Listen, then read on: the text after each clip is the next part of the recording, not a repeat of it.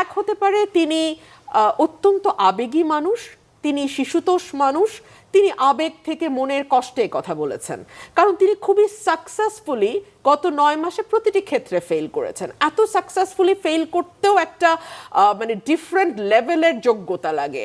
Doctor Yunus তার সেই যোগ্যতা প্রমাণ করেছেন, not only doctor Yunus, with his entire team. ওনারা পুরো উপদেষ্টা পরিষদ অত্যন্ত সফলতার সাথে অসফল হয়েছেন গত 9 মাসে।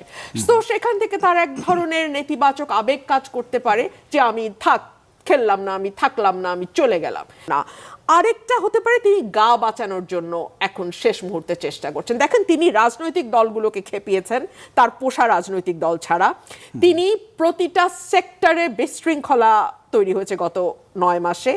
ইভেন তিনি বাংলাদেশের সবচেয়ে আমি বলবো দেশপ্রেমিক সেনাবাহিনী যাকে বলা হয়, বাংলাদেশের স্বাধীনতা এবং সার্বভৌমত্বের প্রতীক, সেনাবাহিনীকে তিনি টোটালি অ্যান্টাগোনাইজ করে তার মুখোমুখি দাঁড় করিয়েছেন। এবং হাসনাতের মতন, সার্জিসের মতন, আসিফের মতন বাচ্চা বাচ্চা ছেলেরা তারা সেনা প্রধান সম্পর্কে যেরকম অপমানসূচক কথাবার্তা যখন তখন বলে, লেখে, আমরা চিন্তাও করতে পারি না। এত বছর পলিটিক্যাল ক্যারিয়ার এক একজনের, বিএনপি বলেন, অন্যান্য রাজনৈতিক দলের বলেন, তারা কেউ কল্পনাও করতে পারে না যে এইরকম একটি প্রতিষ্ঠান, যে প্রতিষ্ঠানটি বাংলাদেশের স্বাধীনতা এবং সার্বভৌমত্বের সঙ্গে ওতপ্রোতভাবে জড়িত, সেই প্রতিষ্ঠানকে নিয়ে যাচ্ছে তাই বলা যায়, যাচ্ছে তাই করা যায়। এতদিন ধরে বাংলাদেশের রাজনৈতিক দলগুলো ধৈর্যের পরিচয় দিয়েছে।